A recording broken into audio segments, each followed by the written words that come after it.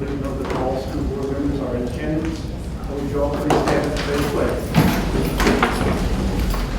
I pledge allegiance to the flag of the United States of America and to the republic for which it stands, one nation, under God, indivisible, with liberty and justice for all.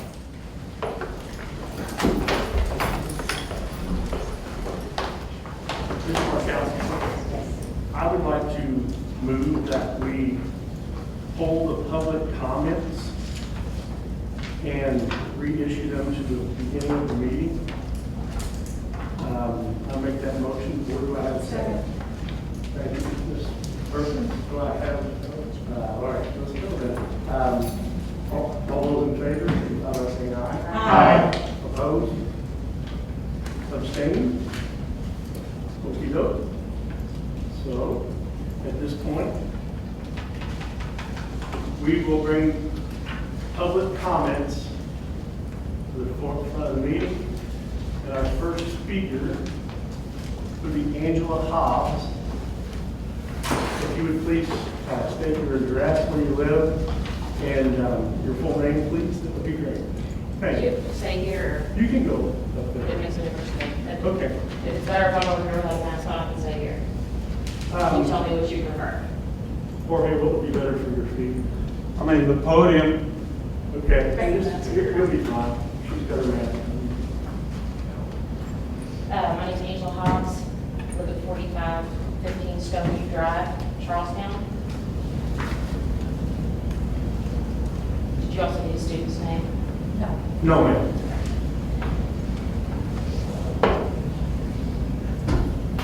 4515 Stoneview. Ms. Hobbs, you have 3 minutes. Okay. You go when you're ready. That's all Thank right. you. Okay, I'm sorry. Thank you. Right, that's fine. As of Sunday, August 8th, my son was quarantined because he was considered a close contact with another student that tested positive for COVID. I won't bother addressing the fact that the PCR test can't actually distinguish between COVID, cold, a flu, or a previous flu vaccination. And because the PCR test is unreliable after December 31st, 2021, the CDC has stated that it will withdraw the request from the U.S. Food and Drug Administration for emergency use authorization. I called the administration building on Monday the 9th because I understand that my son being without in-class instruction until the 17th was going to put him massively behind in the first month of school. It is amazing to me that after more than 18 months of COVID, there are still no options for him to participate in or even watch his classes virtually. I was told that I'd get a call back from the administration office or the high school Tuesday to discuss any available options. I did get a call from the principal of the New Washington Middle High School at 7 p.m. on Tuesday the 10th. Let me just say that I fully understand her hands are tied in this, and I appreciate the compassion she shows, especially since I wholeheartedly suspect that she was told by the administration office that there are no available options they can offer my student, and that she would need to deal with me, an angry parent herself. E-learning and after-school tutoring to try and catch up my already overwhelmed student after quarantine are the only available options. On e-learning days, both my boys are finished with their work at 2 hours or less. That tells me that either kids are not getting what they need by e-learning, or if 2 hours are sufficient, then the kids are spending entirely too much time in the classroom each day. Both cannot be true. It is my understanding that students cannot participate in classes virtually with other children in the classroom, because if I was to walk by and see what was happening in his classroom, it could be considered an invasion of privacy. I'm floored that teachers, students, or parents of other students have any expectation of privacy in a classroom. It is absolutely my business as a parent to know anything that is being taught or that's going on in my child's public school in his publicly funded classroom. However, if privacy is the issue, which I think is ludicrous, the corporation or administration needs to explore other options. Perhaps an alternative space can be set up where quarantine students can attend classes virtually, or cameras installed in classrooms where only the teacher is visible to the students watching the classes online. More than 46,000 students were hospitalized for the flu in the 2018-2019 flu season. According to the CDC, the hospitalization rate among children 5 to 17 was 39.2 children per 100,000 for the flu. For COVID-19, the hospitalization rate is 6 per 100,000 children ages 5 to 17. I'm not saying that COVID and the flu are the same, but I am saying that statistically the flu is more dangerous for this particular age group. Shouldn't we have been masking our children every flu season and quarantining if this was truly about safety? We went through the entire last school year like this. Kids like my son are getting so far behind. If kids are going to be forced to quarantine for 10 to 14 days at a time, the school needs to provide access to the instructions that they require. We have had plenty of time to have some accommodations in place. In the 2019-2020 school year, GCCS sent our kids home after spring break, and it is the final quarter of the year. In 2020-2021, we had some kids that went to class like mine, and some that went virtually. The ones that went to school were subject to the 14-day quarantine when they were considered in close contact, regardless of whether or not they were wearing a mask. That happened to my son 3 times last year. He missed being able to wrestle in sectionals, even though he qualified and was perfectly healthy, because it fell on day 13 of a 14-day quarantine. The very next week, quarantine was shortened to 10 days for close contact. We took it all in stride because it was for the greater good. Now in 2021, the school board is again sending them home if they're considered close contact. Ms. Hobbs? Okay. Your final thoughts, thank you. All right. I'm not choosing to be careless. I'm looking into statistics and advocating for what I feel is best for my kids.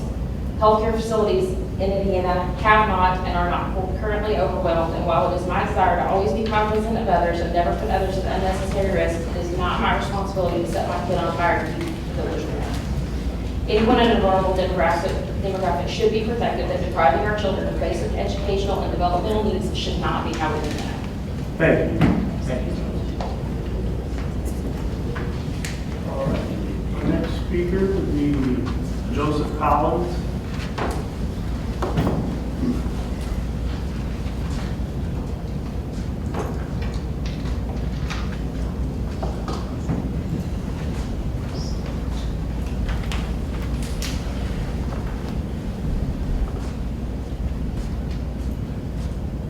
My name is Joseph Collins. I live at 317 Logan Street, Apartment 1 in Jeffersonville, Indiana. Did you guys get that? I came here today to speak on the mask mandate you guys issued last week without any prior notification to any student parents whatsoever. At the beginning of the school year, we were given the option to have our child wear a mask or not wear a mask. At the beginning of last week, I sent my child to school. She came home with a mask. I didn't authorize her to wear a mask. You guys sit here and state, I've called on the phone multiple times last week, sit here and state it's CDC guidelines. I go up to the health department, get the CDC guidelines. It is not in the CDC guidelines that there's a mask mandate.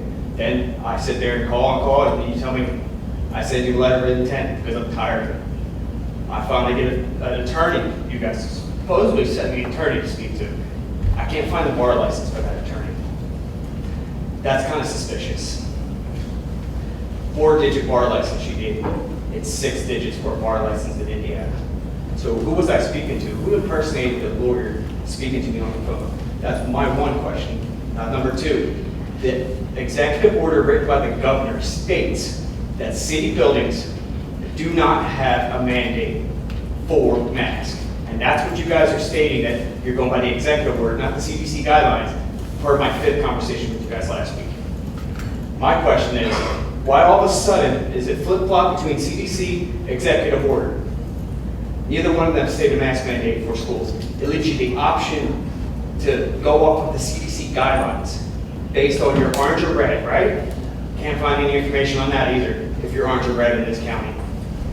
Kind of suspicious. Anyway, further my point. I could have wrote a nice speech like this lady over here did, but I've gone off the cuff. Why all of a sudden is my child's safety your number 1 priority when twice she was injured in your facility, I didn't receive a phone call. She broke her ankle twice in your schools. The 3rd time she went into school with a cast, was allowed to run around that playground. The very next day I had to drive her to the hospital to get the cast replaced because it was packed full of mud. Not 1 phone call. Why all of a sudden is my child a priority for your safety of wearing a mask when you guys are sitting here almost touching each other? But my student can't even touch her friend. Why all of a sudden is that a priority? When you guys came and followed CDC guidelines inside this building with social distancing, why is my school, where my child is going, all of a sudden got all these different mandates? You can't even tell me where they're coming from. You guys can't even tell me where exactly you guys are getting your guidance from. Because that Board of Health in Greater Clark County didn't give you the guidelines. They gave you the CDC guidelines, which specifically state recommended, not mandatory. Recommended. That's what you guys said first conversation. Whoever I spoke to, first conversation, CDC guidelines. Second conversation, oh, we're getting them from CDC guidelines. I had the CDC guidelines in my hand. All of a sudden, it's executive orders. I'm not done talking. She got a few minutes, I'm gonna keep going. Don't look at that. I'm not sorry. done. Excuse me, I'm not done. Yeah, you are done. No, she got a few extra minutes, I'm gonna keep going for a few minutes. Why all of a Your sudden? indignance is just Excuse off me? the chain. Excuse me? Please cut the feed. All right, our next speaker would be Mark Felix. I believe we all know him. Mark Goodies. Yeah.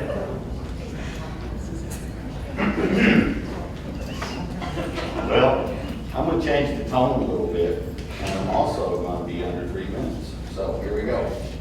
Board, on behalf of Greater Clark Education Association, I would like to say thank you for your commitment to our community. Over the past year and a half, being in the world of education has been crazy, to say the least. And yet you are still here, and some are willing to step in when others would not. Appreciate you guys. I want our community to know that you should never have to endure insults and acrimonious language being shouted at you in this very room. It isn't like you do it for the money. Why do you do it? Well, because you care about children. You stood your ground on masks, and I applaud you. Are you right? I think so, but honestly, only time and data will show that. Last year, your jobs were not easy.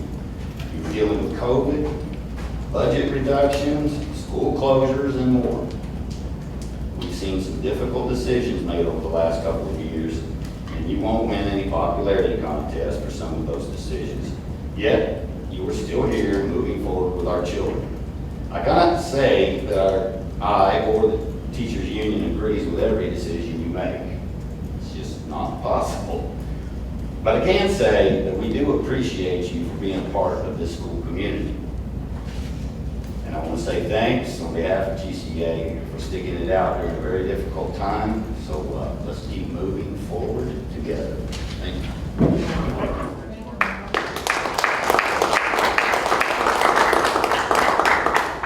Next speaker would be Dr. Lance Pearson. Or perhaps not. Not here? All right, well, that'll be it. Then we're going to move right along, and board, I'm going to move to approve the agenda as presented. Could I have a second? We are doing amendments, we amended it. Oh, I got you, okay. Well done that. All right, so now we're headed to our goal strategy, student achievement, and our facility update.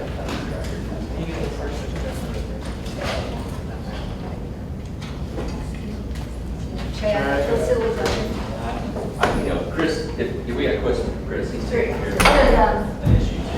Good evening, board. It's good facilities updates. One of those facility updates we've been talking about, that's why Chris just took a call. We have some ongoing issues at Jeffersonville High School. We've called in a few vendors for the fire alarm system, so hopefully we'll get that taken care of. Ops 360, the work order system we're using now is working well. Chris can talk a little bit more about that. There are going to be opportunities for increasing numbers of people to get trained on that, but we have a huge number now that have been trained and they're logging those in. One of the further trainings that we're wanting is the prioritization of how that's going to work. You know, sometimes someone may put it as a level 8, 9, or 10, and we feel like it might be a level 4 or 3. And so trying to find our way in the dark on what is truly an emergency. A flow chart is going to be provided to all of the cabinet members and then the administrative teams as well on who to call. Chris now has his team in place, their cell numbers, their emails for emergency and non-emergency operations. We'll also provide that for transportation and obviously for life safety and security. Myself and Gary Green will always be involved in that as well. Large project update. So right now, to say that we're clouding up and raining on the transportation center team would be an understatement. The thunder's here, and we've had very, very candid conversations with them about deadlines, and after those deadlines, then what kind of consequences will be put into play? Because at this point, in the original contract, there are no punitive damages or delay damages that would be levied on them. However, that can change by way of a process from our architect of record, which is Cobra Hawk. If we get to that point, worst case scenario, we would have to look at canceling the remaining part of the contract, the remaining part of the dollar amount that it would still be owed, and then have to try and find a separate contractor to come in and finish the work. Now, no one wants that, quite honestly, myself included. I have seen, since we started to really apply pressure, I've seen an uptick in the subcontractors working. Myself and Laura and others have been down there. I'm down there every day. They have told us that September 16th is a date when we will be able to start occupying with our IT equipment, with our surveillance equipment, with our computers, our furniture, those types of things. The main building, the main building. You're 3 minutes. I'm sorry, I thought I had it all. So we're going to hold them to that. We're going to hold them to that September 16th. Now, do I intend to fully move all of our transportation staff in on September 16th, which is a Thursday, Friday, Saturday, Sunday? No, probably not. However, we do have some things that we need to put in place on our side prior to fall break, which is moving into that building. Next week, the final asphalt is going down, so we'll be able to begin fueling buses down there again, including our propane buses. So that's something that we're really looking forward to. And then on the 16th, they've also said that the new bays, we have 3 new garage bays that are lifted. If you've been around the space, you've seen that that metal and that steel has arrived. The roof is insulated, steel surroundings for the doors and the windows are going in. They were going in today. Garage doors will be going in. So we'll be able to occupy and begin bringing things in. Again, we probably won't be taking off lug nuts beginning September 17th. But we will be able to start bringing in some of that equipment because that was a big undertaking to move things up to width. So that's a little bit about those projects. The old garage bay area, which was 3 garage bays, the lower, that steel has not arrived. That steel's been ordered, but the steel has not arrived. So that, if there's anything that's going to be the last part of that project to be completed fully, it will be that. Landscaping's went in, the fencing will be done, internal fencing will be done after the last layer of asphalt is applied. So we'll have that building secure come September 16th, without a doubt, and we'll be able to begin occupying that and begin quasi-working out of that building. Let's talk about Utica Elementary School's classroom edition. Boring has completed, and Jason Sams, who is one of the team members with ARC Construction with ARC, they were out here today. Wolford Engineering is out here today taking surveys around the entire space. That's another thing that they have to do. In addition to the boring samples, is take a topographical survey of the entire property, so they make sure that all covenances and things are followed through. That's part of the process of permitting. They do plan on our next board meeting presenting to you a draft design. Now, that design will not be construction document ready. They're not going to be able to send that design up to the state, but they will be able to send you and show you some of those things that we began thinking about and how we want that building to look, where that building would be located. When we talk about the building, I'm talking about all 3. I'm talking about the classroom addition of Utica, and then obviously the 2 locker room buildings as well. So you'll get to begin to see what Alan and his team have creatively come up with as far as what the building's going to look like. And more importantly, you're going to be told probably at that point where they're likely to land, where they're likely to sit. So we have a lot of work to do between now and September 14th on those 3 projects. The swimming pool passed its final leak test. I'm confident that we're up and running. It's running well. It looks beautiful. So we released the final retainage. Punch list items have been conducted, so we're good there. We also have a few smaller projects that are underway. Not more, actually more than a few. It depends on what your definition of small is.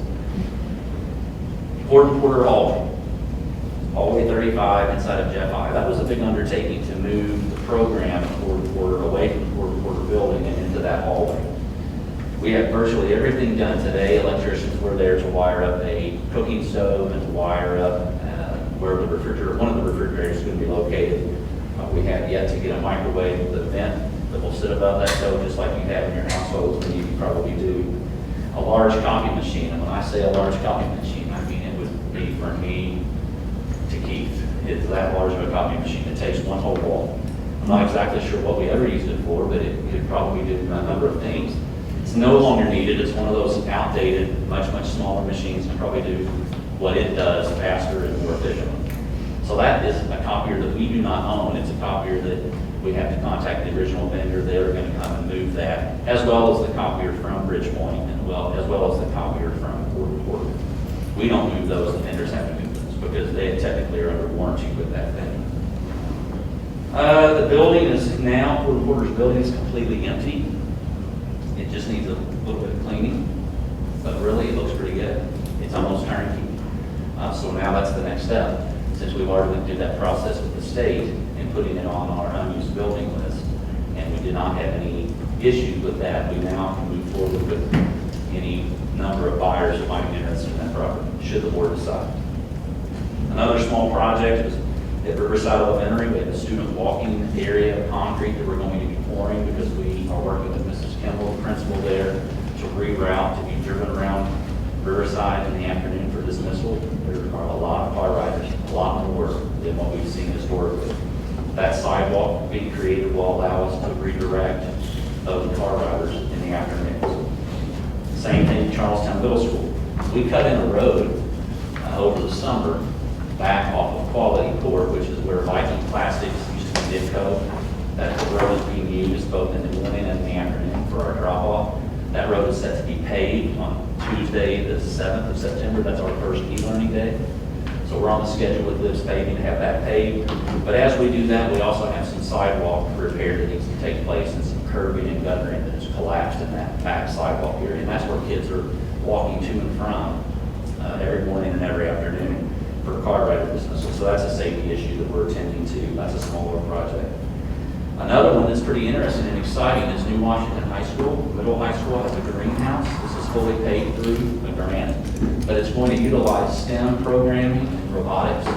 So the greenhouse will sit just on a little bit of a base, a gravel base that we're going to provide, and then that robot will go in and do the auto watering on schedules that the kids will be able to program that robot based on whatever plants needs are inside the greenhouse. So that's a pretty cool project, and again, that's fully funded by a grant. And then I'll let Chris talk a little bit about ESRA 3. You know, it was approved. They're designing those projects, and that's HVAC upgrades. We know we have a lot of HVAC upgrades. We have a lot of plumbing upgrades. You know, we've got $4 million in plumbing that was approved because we have, that won't touch everything as far as the plumbing needs. We have ongoing plumbing needs. Those that are in the audience from Jeff High know we have some plumbing issues at Jeff High and in other buildings as well. So we're actively doing those projects and getting those bids and working through that. I'll let Chris talk about that here in a second when he comes to the podium. And last and foremost, kind of in line with where we're at, and I'll use this as just a visual. We have so much of this stuff, PPE, more than 5 million masks, more than 2 million bottles of hand sanitizer. I'm going to get 5 more pallets on Thursday. We have nitrile gloves. We have, you name it, on PPE. About the only thing we don't have would be the yellow vest. But I don't think any teacher wants to wear those in the classroom. But we have virtually everything else, and it's stacked on pallets at Whitten. We have some at Bridgepoint. So at any given point in time, any teacher or any principal goes through those proper channels just to let us know. We can have that there within an hour or two if they're running low. But we systematically deliver more and more of that as well. Questions for me? I'll let Chris come up, answer any questions, and talk. Thank you, Chad. Thank you all. I'll keep it brief. You just went over most of the stuff as far as operationally. To start off, when you mentioned the Ops 360, the work order system, it is going much better. We are right at about 45 days in on the Ops 360 program. We started that on 15 days late after our first admin meeting. So even though our contract started July 1, we started the Ops 360 so we would give a chance to everybody to train. So after about 45 days of that, we are finding, the ups and downs of it. We are making the changes. We're getting everybody trained. There's still a few people out there that need to be trained, but we've got the material now. We can get them access and get them trained pretty quickly. They're enjoying the note side of it. It's a live update. We're able to give updates live feed. So if I go in and put a note in, the teachers will see that immediately. They're notified of it, and they're able to see what's going on with that particular rule. And like Chad had mentioned as well, we are also putting together a chart for who to contact in emergencies. We're going to be more on a rotation as well for nights and weekends, so we have somebody more consistent, so they know if this is going on, this is who you call. If we'll have a 1, 2, and 3 level. So this is number 1, you can't get a hold of them. Here's level 2, here's level 3 with phone numbers, emails. We're getting all of that approved. We put it together today and worked on that. That'll be rolled out this week. Some of the operational things as far as, projects, good thing about a hot week is we get a lot of HVAC calls, which is good and bad, because good, we're finding out. The more that we get, we're finding out what's going on with the building. We're able to see what's going on. We're able to find those things that have been going on for quite a while now. We've made tweaks. Well, that didn't work. That didn't, okay. Well, now we found several issues at Jeff High today that we resolved, and some other schools all over the county that we've been able to finally, put a finger on after about, 2 months of actually searching along with doing a lot of these fix-ups that are solving other problems. And now with this software on the controls that we'll talk about later will be a big help in even solving these more. And the last part is regards to ESSER 3 money. That is $8 million of HVAC work that we have slotted to several different schools. And we've already started our walkthroughs of the buildings. And we have also worked with Art Construction on the unit, because we are actually in tandem with them. They're putting the units in the classroom, but we're also increasing the size of the chiller and everything to fit with these classrooms. So we've been working very closely with them on that project. And we'll be throughout the whole process and anything else that and the other projects. So as Chad did mention as well, plumbing, that's the last thing I want to speak of. We have currently 4 plumbing projects that were approved and fixed. I'm getting a quote this week to get the boardroom fixed. The leak has stopped. We have tried several times now to try to get it to replicate itself. We cannot, so we believe that it is fixed, and we're meeting here tomorrow morning to get that. So that should be fixed very soon. Other than that, we just keep with the training. Our number one issue that we're dealing with is just the people side of it on the custodials, and we're doing everything. We've met with several schools to see how we can more actively approach, go out there and reach referral base, anything that we can do to get people in the door. We'd love to have them. So if anybody knows anybody, you can have them come straight to me, and we'd love to have that opportunity and have a talk to them. But anything else that you would like, any questions that you have for me? Thank you very much. Thank you. Appreciate it. Next item will be the major funds monitoring report for this weekend. Good evening, board. Hope everybody is doing well. So with the main fund monitoring report, what I want to cover tonight is kind of get a little bit more in the weeds, because we're getting ready to ask permission to advertise the 22 budget. So I want you to understand where we were, why we're here, and where we're going. So as you know, we were facing that low cash balance, so we're working every angle we can to make sure we build that cash balance so we don't have to do TAWs. So I'm going to show you the impact of a TAW. As of July 31st, if you're looking at the education fund, you see that there is a fabulous balance there of $8.6 million. Of that balance, $5,050,000 belongs to a TAW. Right? So we kind of want to get to a point by having this constant balance each month that will cover that, gives me indication that we will not need that at the end of the year, which is one of your goals. Same with the operations fund. You see that there is a $9.1 million balance there. There is an $8.3 million TAW, which brings that fund down theoretically to a little over, just under $1 million, maybe $142,000. But don't be alarmed, because remember, your operations funds has 2 main revenue sources: transfer from education into operation and property tax. So December comes along and you'll get some property tax that goes in to take care of that. What happens at the end of the year when you're looking at operations versus education, I always try to make sure that I project those cash balances appropriately. So your resolution last year for 21 budget was to transfer up to $9.5 million, which was at that time 12% of the budget, right? 22, that 9.5 million will become 11% because we're asking for more appropriation with that additional foundation money that's coming in. So you kind of see how this kind of operates. If I have to back off a transfer, so that way our education fund doesn't get into any situation, I will do that. Otherwise, we will stay the course of being $9.5 million. And then, of course, your debt service, both of those debt pension funds, and there's no activity except June and July of every year. We corrected all of those payments. Remember, we had to do that, right? And then, of course, your rainy day fund will remain a consistent balance until we get an opportunity to transfer funds into that fund. I'll entertain any questions about the major fund report. Anybody has any? Any questions? Okay. Then we'll move on to the fund cash balance report. Yes, so this one, we're going to have a little bit more information on. What I wanted to let you know that we've been monitoring that food service fund. If you take a look there, we've stayed at a consistent negative balance. Today, Natalie let us know that the NSLP has distributed emergency operating balances to schools, so we will be receiving $230,000. So this fund will recover, but that's at the level that it needs to. We are looking to get our reimbursement from ESSER to kind of help, with this process here, because there was a lot of activity when COVID first hit. You gotta go way back into 20. In addition to, it was not profitable. Now it has become profitable by the outsourcing of that earmark. So that's, what importance is that benchmark is there. So that they are making that recovery. Remember, they were consistently $400,000 in the hole.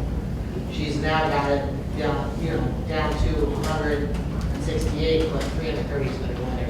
Yes. No, I was gonna ask, are you talking about the school lunch? Because that's what I was looking at. Yes. And when you look at the wrong thing. Yeah. Okay. 0800. The other thing I want to let you know about food service is at the time that we start school, there's a formula that Natalie goes through to put in lunch costs, reimbursements, to come up with the lunch per student costs. Okay? Also done for adult food.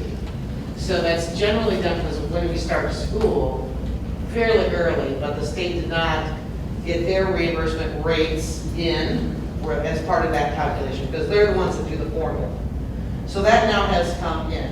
What will be coming to the board at the next meeting with a projected future date is that what we've discovered is that the breakfast was what we presented to the board that we charge for adults only. Now, so we're only talking about adults. Children's lunch prices will stay the same. There was nothing there. The reimbursement was the same, but the adults have changed, which means that we have to increase our adult price by 5 cents for breakfast and 10 cents for lunch. So we will send that over to you. We just found that out today, so we'll get that to you on the next board.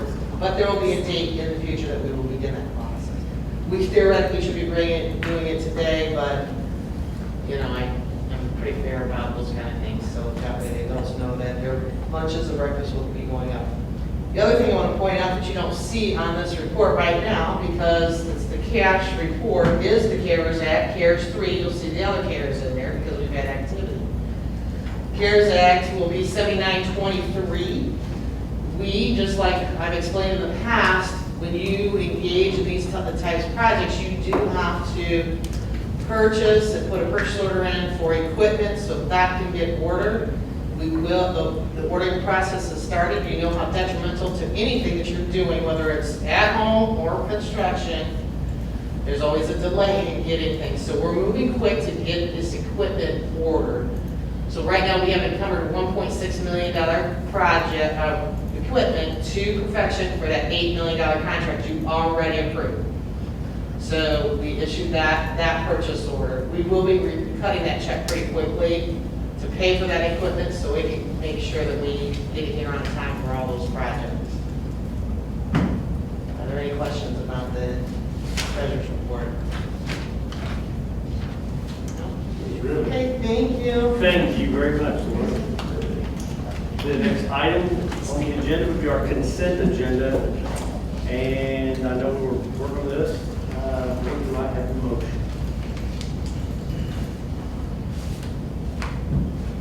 I'm going to be approving the consent agenda. Thank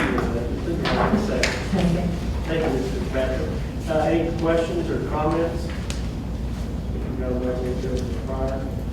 All right, all those in favor as approving the consent agenda as presented, signify by saying aye. Aye. Opposed? Abstained? Okey dokey.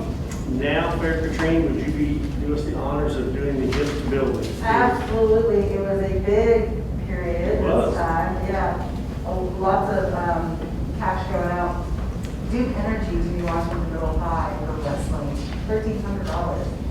Almost 900 to Jeffersonville High School, Kroger, we have those who signed up for those Kroger points.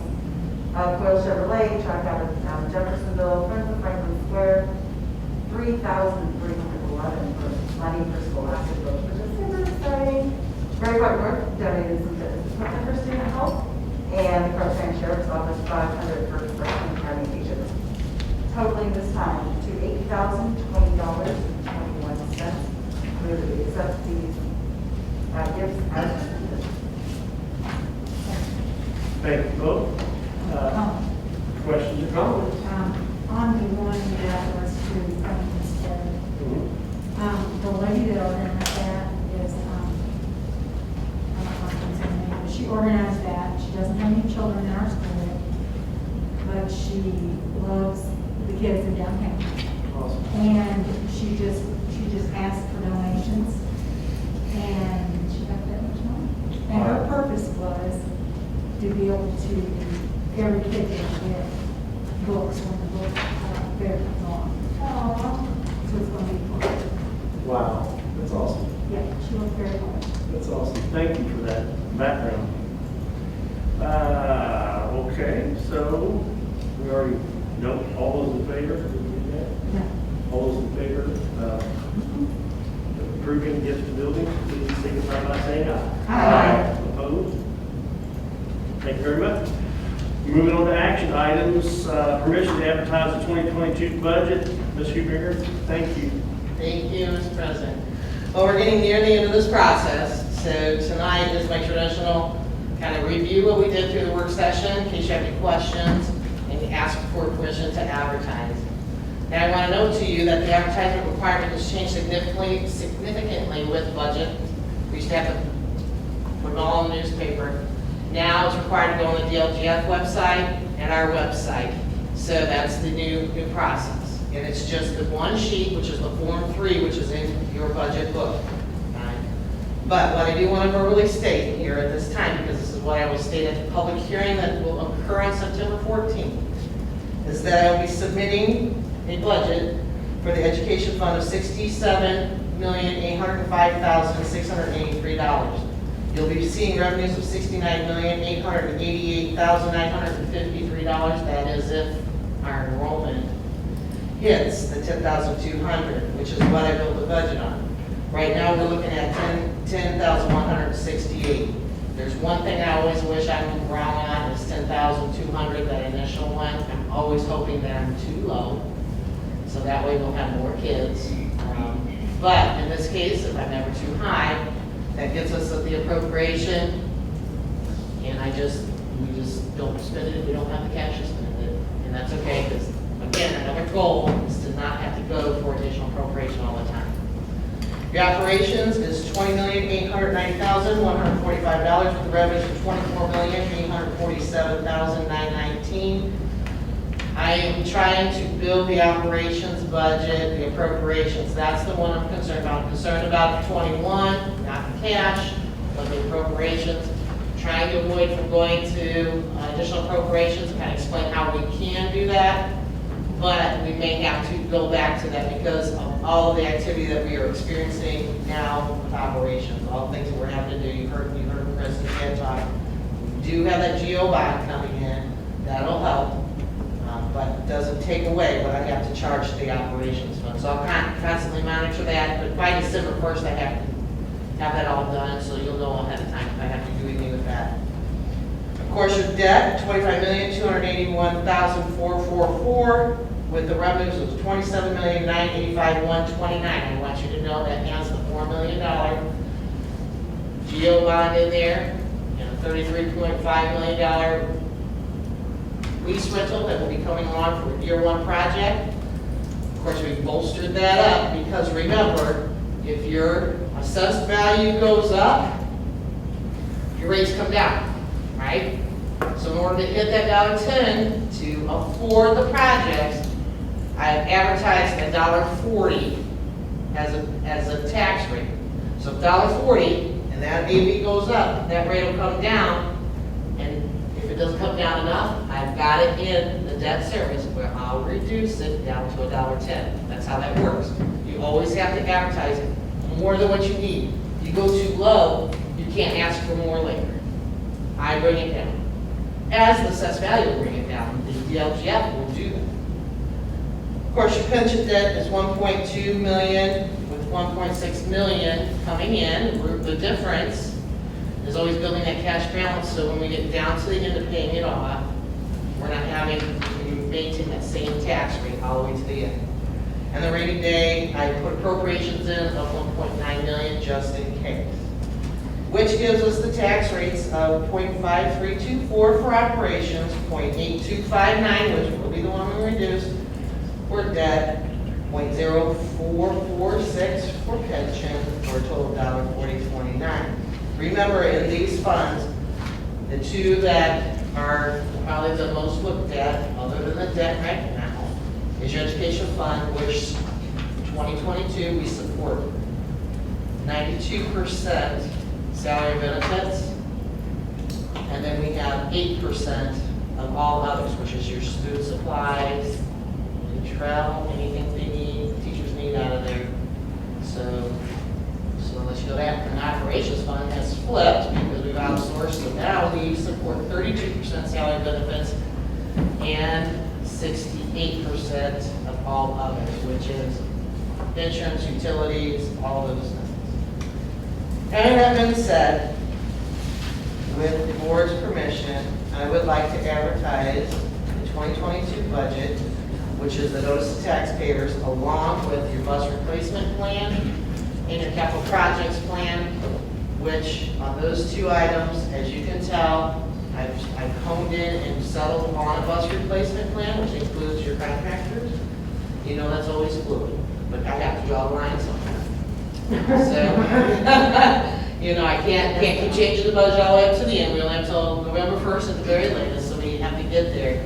Our capital projects plan, we're going to see if we disagree. I put our 5-year plan in, right? You're only supposed to do 3 years, so got those pieces in there. I disagree with the DLGF.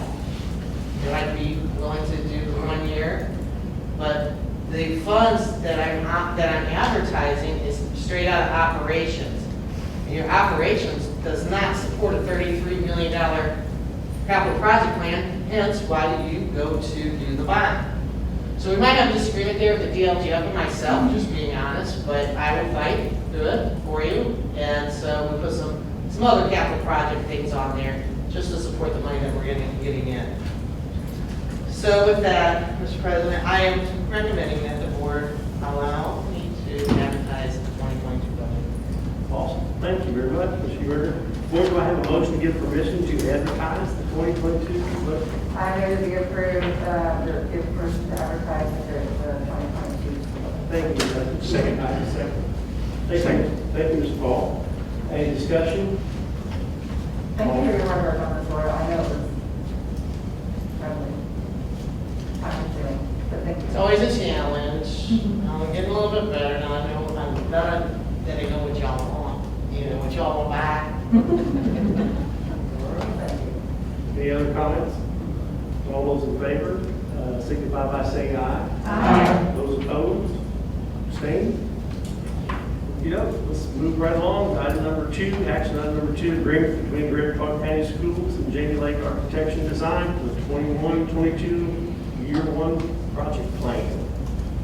Thank you, Mr. President. As been presented to the community and this board, we do have a 5-year plan to take care of these buildings that need very extensive attention. And so it's my pleasure, and I'm going to tell you that I've worked with this gentleman in my previous school districts, and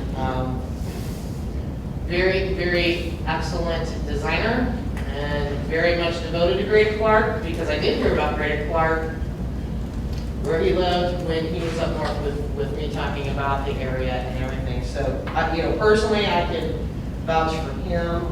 He knows that my reputation is very important to me, and when I say what I mean, I mean what I say. So having that been said, I come to you with an agreement, a commitment that the board is willing to make with Hvac Architecture to be our architect of design for the year one projects.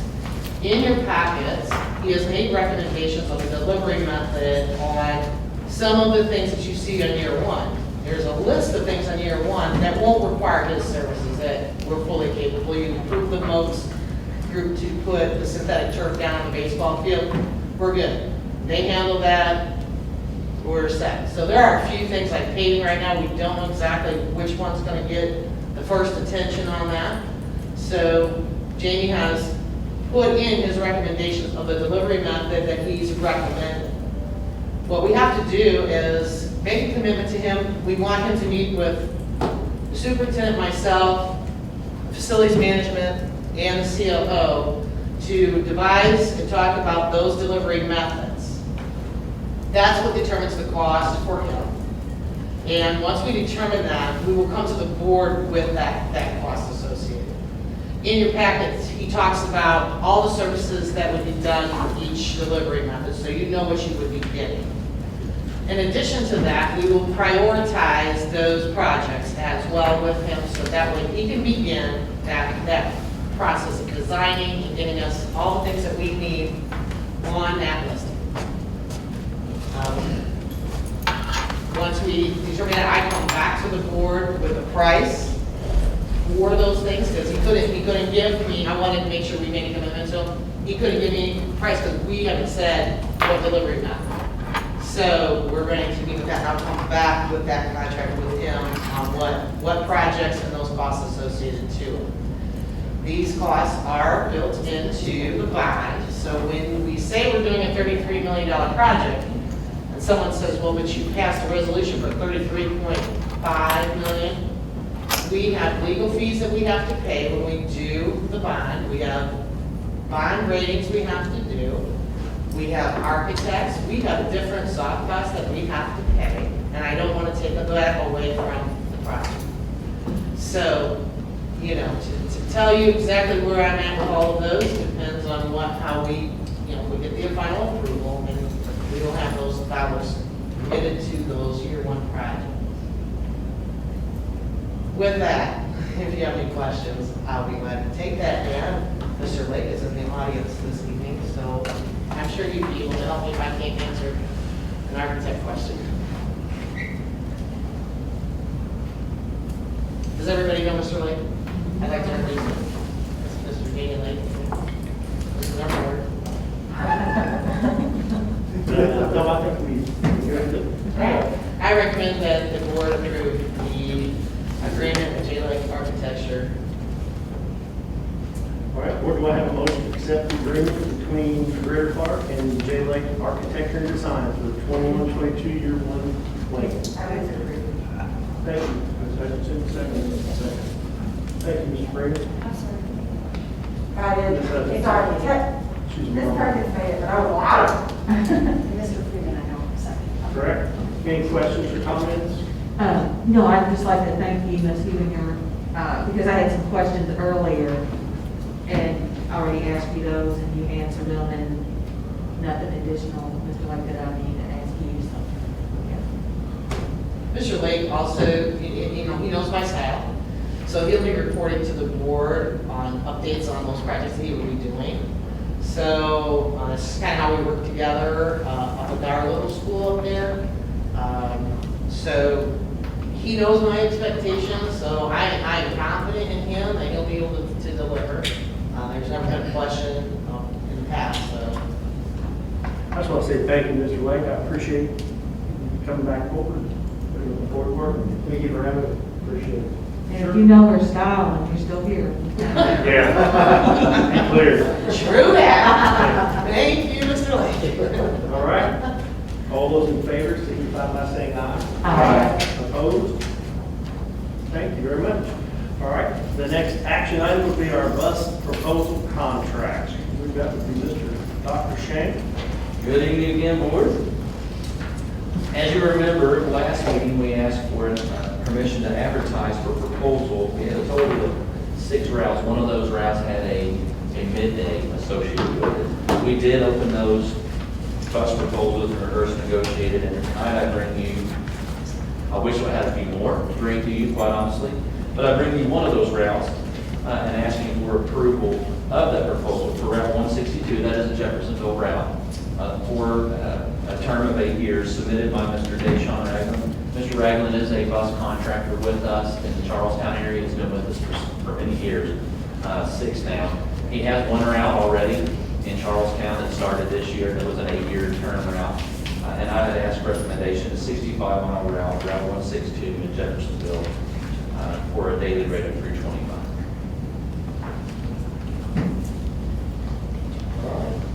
What do we have a motion?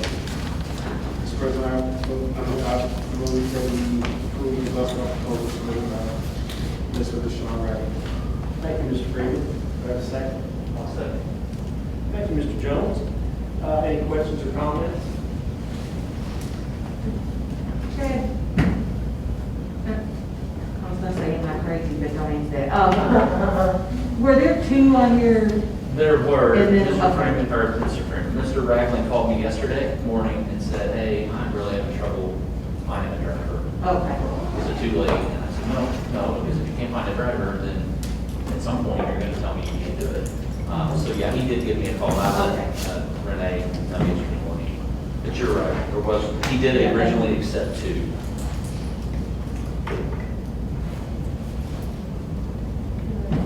Okay. All those in favor, signify by saying aye. Aye. Those opposed? All right, that passes right along. Next, we'll be coming right up with our HMC service proposal. Okay, so I'll start with 3 quotes. The definition of insanity is doing the same thing over and over again and expecting different results. That's Albert Einstein. When things end, they never end well, or they probably would not have ended. That's Tom Cruise. And then the last is change is great, you go first. So this is a change. This is a change brought on by an end that hasn't went poorly, but it's not went all that well because we had a long-term relationship with Harshaw Train, which was a subsidiary of the parent company, Train. We now have began doing work with HMC over the last several years. HMC is a Hussey mechanical contractor. They have 2 sites. They do performance and installs of HVAC and electrical equipment and plumbing equipment. And then they also have the operational side. So this is more of the operational side. They are a vendor for Train. Harshaw Train is no longer in existence because Train, the parent company, had their first right of refusal. So as franchisees would want to try and transfer that over to family members or sell that, Train can come in at any point in time and buy it. So that's why you don't see Harshaw Train anymore. You see Train as the parent company. When our service ends here in about a week and a half with our BAS, that's Building Automation System, so we can go on the backside, we can log into a portal, any number of folks can do that. We can set points if you think it's too warm in here. We can automatically do that remotely. We can set a schedule for it to be lowered on a certain time of day, certain day of the week. All of those things on most of our buildings, not all. Some of our buildings require us to physically go there because of the age of the equipment and the age of the controls. But up until this point, all of our controls have been Train controls. It's good equipment, it's good controls, but it's intellectual property that is their domain. So again, that second quote, when things end, sometimes they don't end that well, they may not have ever ended. We are now ending that long-term relationship. We've notified them, we've taken all of the steps. We've had meetings going back into April with the Perfection team, Train parent company, myself included, and others. And we've tried to get to this point where, will you allow us to have another year of Train automation, the TU, the Tracer Ensemble, the things that go forward you in this agency proposal? To no avail. We were not successful in that. So what you have for you tonight is HMC, who is a Train provider, has done all of the homework that they can do. We were notified this morning, unfortunately, that one of the pieces we were waiting on, that third piece, Train is telling HMC, we can't sell that to you for whatever reason. Make the assumptions as you will. So now we're going to have to go back to train, if we decide to, that's a big if, and see if we can work out a side agreement for just that one missing piece that we really feel like we need. But that'll be our only option. Now, the question on your minds is probably, well, what if we don't negotiate that missing piece, that ensemble piece? And that's just a term for their software. Well, then Chris can explain a little bit more of the jargon and lose you quicker than I can probably with it. In essence, we won't be flying completely blind. We'll have to go to those buildings that I was mentioning, that some of those buildings we already have to go to. We'll have to go to all of the buildings to automate those controls and do those things instead of being able to do them remotely, which obviously is going to be more labor intensive and more cumbersome. However, that's in the short term. In the long term, we already know that through the ESRA 3 and some of the other bonding capabilities that the district has and the future projects that the task force has brought forth through Mr. Faulkner's recommendations, we're going to begin to migrate fully away from the intellectual property of train controls, and we will begin bringing those onto what's considered the title an open source platform. Again, Chris could lose you with some of the jargon and the words, but that open source allows you to host that outside so you're not beholden to any one company.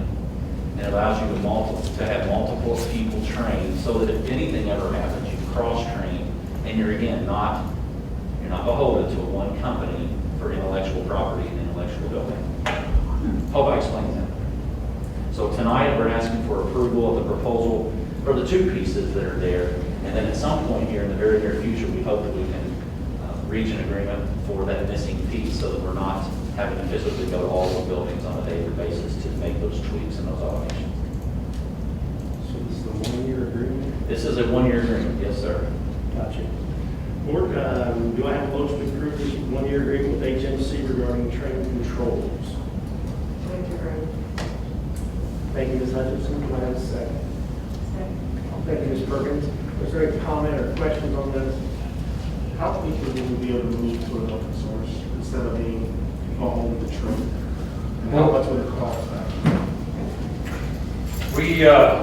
We've already started, in any time that we do a replacement or anything, we're moving over like a Jet 5 to 2 units. We've already merged those onto a new system. So in the band room and the choir room, those are already on. So what we can do in the next step is start moving the front end. Again, I don't want to get lost into how it all works, but there's the front end software, what's called a front end JACE, that actually does all the programming, and then there's a unit, there's a specific controller box on each one of the units. Those we actually won't have to go through a change, so it can happen pretty quickly. We can just have to change the front end and reprogram the software, and our software can talk to the controllers. So with this $8 million and the project's already been done, we've got about $1.5 million that is going to be converting it over. And there is quite a bit. It is labor extensive, although not material extensive. There's just hours and hours of programming and wiring and installing. But I would say within that year, that's why we want to go with a year contract, is that we could do it within a year. One of the other hindrances that Train was putting us under was they were only willing to do long-term contracts. And we don't need that, because we would feel very confident that we can have that done within a year. And then going forward, anytime we work with you, any new thing, any chance that we have to put a new system in, we'll start moving and migrating. And just to let you know, that the big thing is, can we still see what they're doing now? Yes. Can we have access to their controls to change a set point from 72 to 70? Yes. The biggest part is all of the software programming on the back end, of which they do not allow us any access to. So if there's an issue as far as how a machine is actually set up to read and censor and do all of that, you can. That's all under proprietary through Train. So in that agency contract, that TU software is what will allow us to get in and have access to the Train software to be able to make those software changes. And TU software interfaces pretty well with them, and we know that. Yes. Okay. Yeah, I'm all for not being just beholden to one company, so. They've got some bright individuals. They brought over a few actually from some of the other companies we've mentioned here tonight that are on the programming side for them, and they have done a really fantastic job of really going through some of the cobwebs that existed on our system. I mean, they're so excited that when we get that, when they start all their programming and as much and as little as I feel like I can talk about it, or as much you get them in here and it's a whole different world. They just love it, and it's all that back-end programming. So, Great. And I have a question. Yes. Which I asked y'all earlier. okay. To touch on, because when I read this, I don't see any ceiling amount. Okay. When it says now, if you explained earlier, that we're going with option 2, is that correct? Yes, the program. And it says $2,992 per year per copy. Mhm. And how many copies will need? We would like copies? to, yes. And then down where it says the $412 per tracer SC, did you say that there was going to be one for each building? Yes. Cost of the buildings, right? So I think there's 16 buildings, I believe, with that front-end software that we would be able to use, so it's around that 6,400, Okay. roughly $7,000 in addition to the 3. Right, and then down under notes, it says that it's expired and add 512 each to reactivate. And That is, as I just confirmed when I was on the phone earlier, that as long as we get this done before the end of this train contract, nothing will deactivate. We'll be able to just roll right over, and everything will be fine, so that we know what the cost is. Thank you. Those costs, are supported by the operations fund, because with the guaranteed savings on this contract and engaging with them, they've already saved us $700,000, I'm sure the board's aware of that. Right. Right, so the controllers was a big discussion, and so in year one, the $8 million is coming in to take those big components to take care of most of what's going on of those schools. But the $4 million that is sitting in the year one project for HVAC, we have a commitment, we just set money aside. I don't want to shock you, but about $1 million from right now until we find out what we need at the end. All of this, that third component was major in the whole decision, but we had to continue to move forward. So there's funds that's devoted to it, and since we're in a year one project, it will get done in a year because they don't want to be dependent on that. So we've been talking about it for a long time and planning financially for it. And then, not to just mention that, that our engineers like digging into the software because it's fun, they see the results, and I'm very confident that once we get in or able to live in that software programming world for a while, we're already seeing things, the amount of energy savings that we will actually be able to produce from programming those machines and most of them correctly will be very recognizable. Sounds good. Thank you, gentlemen. Board, all those in favor of the HMC proposal contract, signify by saying aye. Aye. Opposed? All right, at this point of our meeting, we usually have public comments on non-agenda items. We amended that and we moved that to the front of the meeting. That being said, I know we have a speaker that came in late and didn't know that. That being said, part of the reason we did that was we needed that time and that space to be able to readjust the meeting in the room. And we're a board that really wants to hear what people have to say. And I'm going to ask the speaker, Dr. Lance Pearson, is that correct? Yes. We're going to go ahead and give you your time to speak. You've been a peaceful man. We're interested in hearing what you have to say. If you state your name and your address, where you live, and you'll have 3 minutes to speak. Okay, I'm Dr. Lance Pearson. I actually live in Oldham County, just over the river. It's 8006 Rollington Road, Dewey Valley. And I apologize for not being here earlier. I was told it was at the end of the meeting when I called in, so sorry for that. Okay, yeah, no worries. Okay, so as I said, I'm Dr. Lance Pearson. I have 4 post-secondary degrees, 3 of the 4 in the mathematical sciences. I have a PhD in the hard sciences, and I'm currently a healthcare data scientist running a healthcare analytics team. And I've done enough of these to know I need to just skip to my summary and maybe catch the other stuff later in 3 minutes. The conclusions that I was wanting to present tonight are that for healthy kids, the real risk of COVID is extremely small. and there is very little to no evidence that there are serious dangers, even if they are unfortunate to contract COVID, mask or not. In short, you should have a policy that says keep them at home and quarantine if they show any signs of illness. Treat it much like you would the seasonal flu, because for kids, distinct from elderly patients or obese patients or people that have medical comorbidities, this is essentially as dangerous as a seasonal flu. If your family or a child has serious comorbidities or other COVID risk factors, or if they are medically fragile or immunocompromised, there's essentially no scientific reason to believe that a cloth mask is going to be an effective preventative measure to keep them safe. You should not be telling those people that they are safe if they happen to mask up and go to school.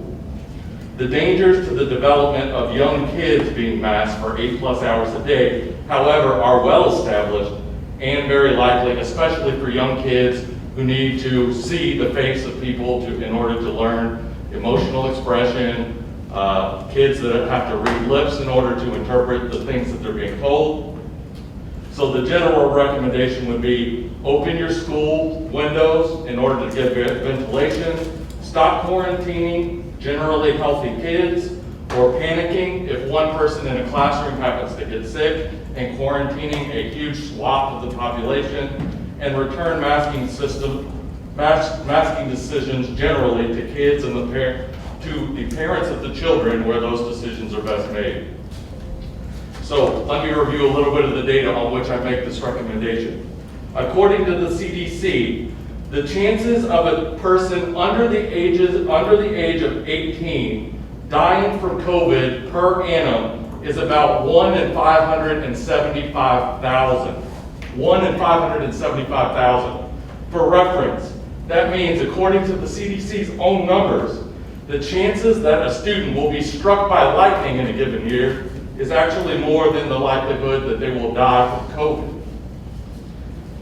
For other reference, the chances of them dying in a motor vehicle collision are approximately 31 times as likely. Overall, the chances of them dying from something other than COVID are 273 times as likely as them dying from COVID. So we are drastically overestimating the likelihood of death from COVID and panicking about that. Am I allowed to continue a little bit? It's really just numbers from here that I think would be interesting. Actually, no. Okay, that's fine. But I appreciate you very much. All right. I have a 4-page document, 39 references to scientific studies. It's all well researched. I'm willing to send that to you. Thank you. Thank you very much. We appreciate it. Okay, next item would be board comments and superintendent comments. Mr. Jones? I have none. Thank you for being over there and support us. Sessions?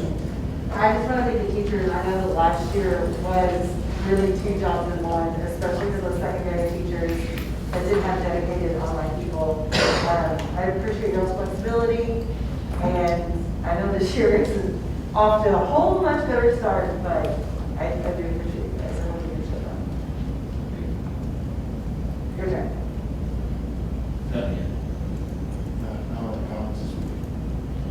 I don't want to break the string tonight. I don't know how Mark Felix got past the bonding. What? She's thinking you're packing, I think. No. I came in the back door. Oh, okay. That's what it was. Actually, there was something on our consent agenda tonight, which was the board policy updates, which we have these every now and then, and I happen to be the one person policy committee, so I talk with April Gelmaker and read through them and ask any questions that I have. And I was sort of joking with her because several of our policy updates had to do with discrimination, anti-harassment, and things like that. I said, does this include the board? And she said, actually, yes, it does. And I was basically kidding, but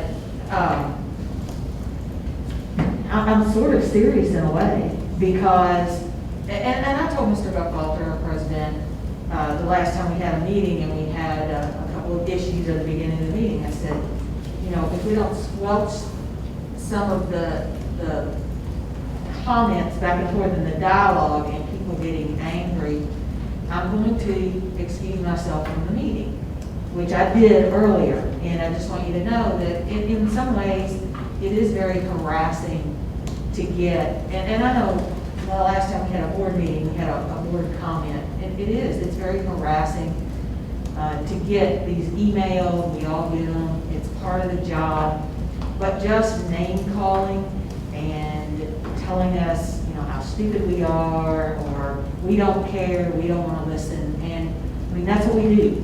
We do that. You don't see that at the meetings, but that's what we do. We field these emails. Usually, at least one of us responds. We don't all have to respond, but it's been very harassing. I really appreciate the people who come and speak, regardless of which side of an issue they're on. Appreciate what you all are doing in class every day and in our buildings every day. Dealing with people who maybe don't want to follow guidelines, and it's very exhausting. And you know, it's still something that we have to make decisions based on our school system. You know, our school system, our local numbers, I guess the authority, we would say, that the government gives us as a school system. So it has been exhausting, and it will continue to be. And I just appreciate the people who will come in here and speak their mind and not have to name call, and you know, give us information that we can use. And thank you for what you all do every day. Thank you all for what you do every day. Thank you, Mr. Patrick. Ms. Perkins? The only thing I would say after that, thank you, Janelle, is that it's very difficult for our public to understand that this is not a public meeting. This is not a public meeting where we get to speak and converse. It is our meeting held in public. And that's hard for some people to understand. And a lot of anger comes out of that misunderstanding. But it's, you know, it is difficult. It is difficult to do. You've got a heated issue that's in your heart. You can speak about it. I can see the anger welling up. But I do agree with Janelle. We have to consider our safety too. And we are in this. I got a t-shirt the other day that says, I'm a teacher for the fame and the money. That's a joke. Came off well. Yeah. Wasn't I'm kidding. I had to say that. Anyway,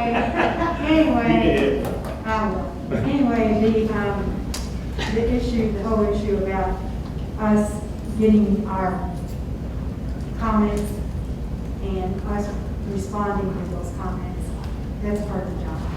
It's just part of the job. And we love our kids.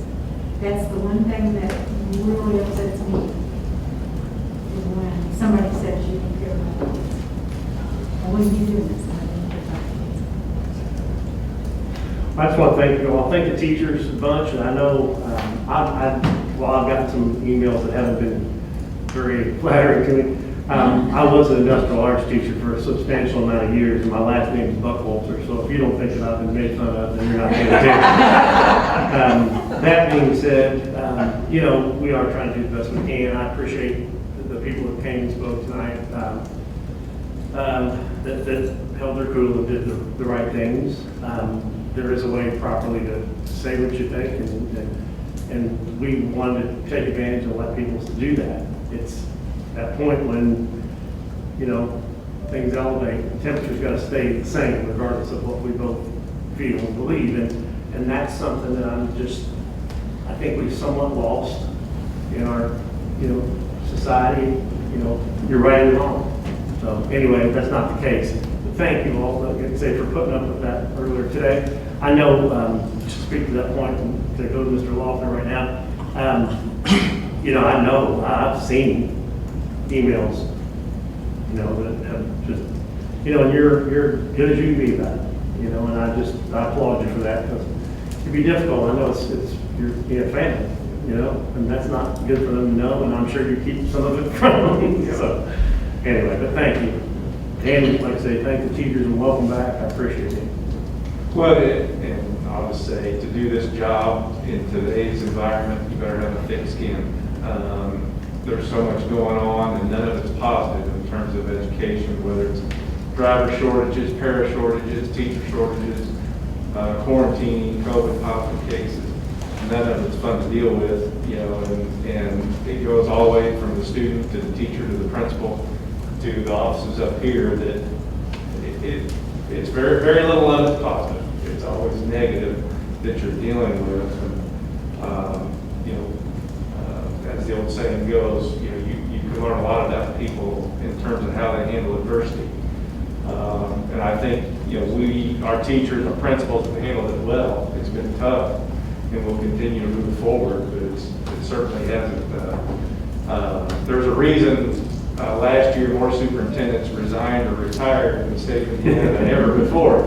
And it wouldn't surprise me if they break that record this year, by the end of this year. I'm not saying I want to do that, but I mean, it's a tough job right now. No matter what decision you make, you're going to have at least half the people upset with you in some form or manner. So, you know, but we'll keep doing the work, keep moving forward, keep trying to do the best we can for students. That's all we can do.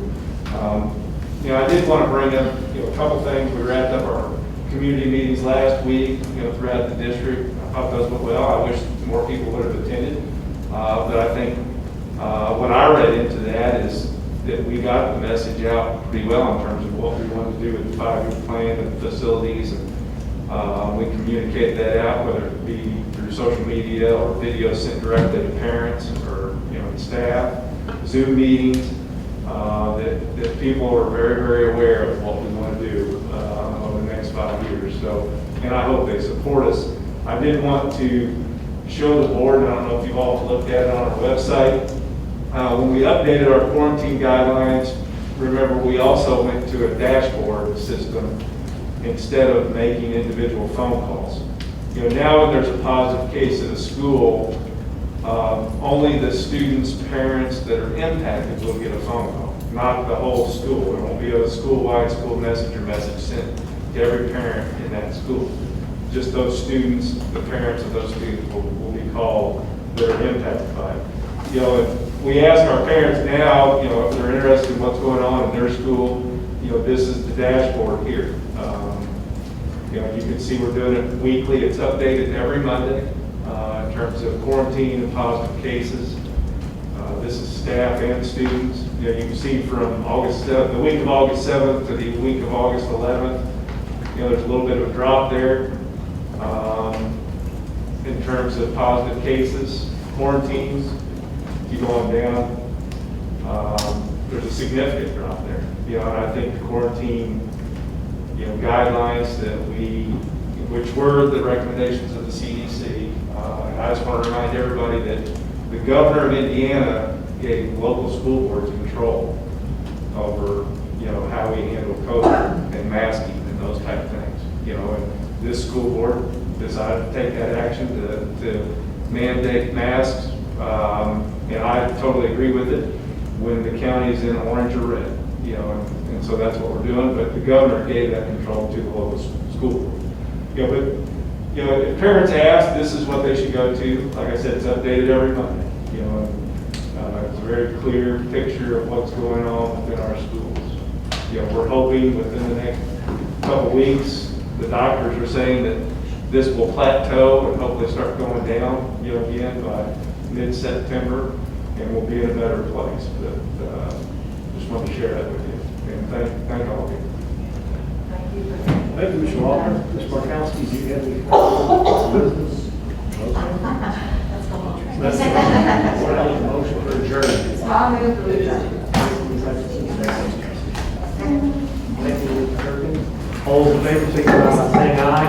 Aye. Opposed?